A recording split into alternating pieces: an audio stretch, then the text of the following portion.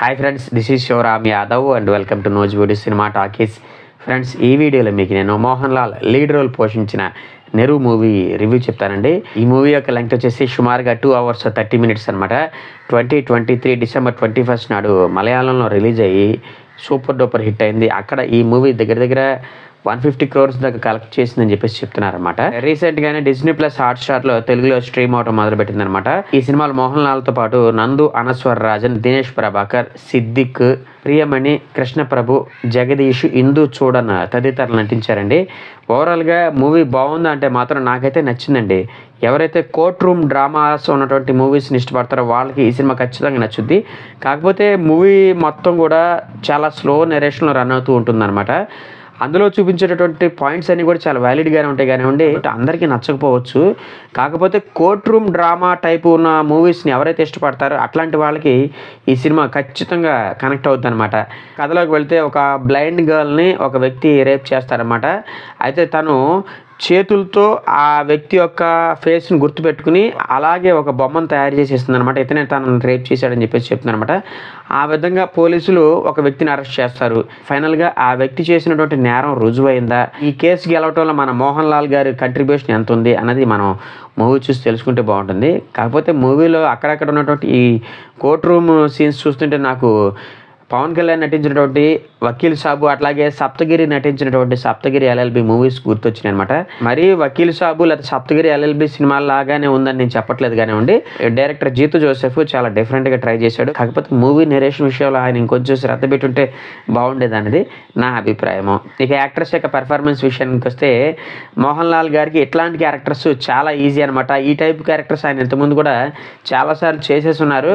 కాకపోతే ఈ సినిమాలో ఇంకా డిఫరెంట్గా ప్రజెంట్ చేయడానికి ట్రై చేశారు. ఎందుకంటే ఆయన ఒక 4 or 5 years నుంచి కేసులు ఏవి టేకప్ చేయడు. కాకపోతే సలహాలు అయితే ఇస్తూ ఉంటాడు అన్నమాట.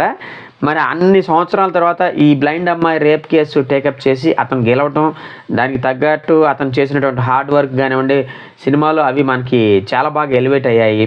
అయితే యాక్టింగ్ పరంగా మోహన్ లాల్ గారి కంటే కూడా అనస్వర్ రాజన్ గారి పెర్ఫార్మెన్స్ మాత్రం మనల్ని బాగా ఆకట్టుకుంటుంది. బ్లైండ్ గర్ల్ క్యారెక్టర్ చేసిందని కూడా ఓవరాల్గా అనస్వర్ రాజన్ తన పెర్ఫార్మెన్స్తో ఆడియన్స్ని బాగా మెస్మరైజ్ చేసింది. అట్లాగే ఈ సినిమాలో యాక్టింగ్ పరంగా మనల్ని బాగా ఆకట్టుకుని ఇంకొక క్యారెక్టర్ వచ్చేసి సిద్దిక్ గారు అనమాట. ఆయన opponent lawyer character, negative role ఒక రకంగా.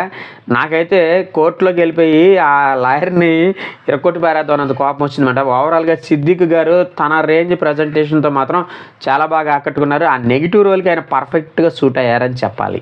ప్రియమణి గారికి ఇచ్చినటువంటి సీన్స్ చాలా తక్కువైనా కానివ్వండి, ఉన్నంతలో ఆవిడ బాగానే పెర్ఫామ్ చేశారు.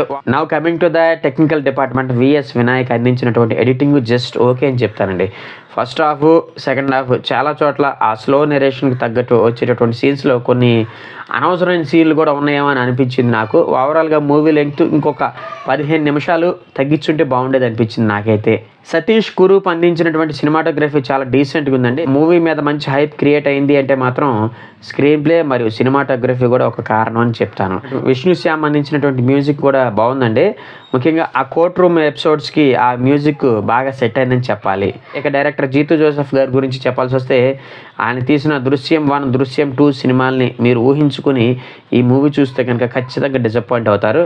ఓవరాల్గా జీతు జోసెఫ్ గారి స్టాండర్డ్కి తగ్గ మూవీ అయితే ఇది కాదు. ఈ మూవీకి నేను ఇచ్చే రేటింగ్ వచ్చేసి 2.5 అండి. నా ప్రజెంటేషన్ కనుక మీకు నచ్చినట్లయితే ఈ వీడియోని లైక్ చేయండి, షేర్ చేయండి. మీ ఫ్రెండ్స్ అండ్ ఫ్యామిలీ మెంబర్స్ చేత కూడా మన యూట్యూబ్ ఛానల్ని కొంచెం సబ్స్క్రైబ్ చేయించండి. థ్యాంక్ యూ అండ్ జై హింద్.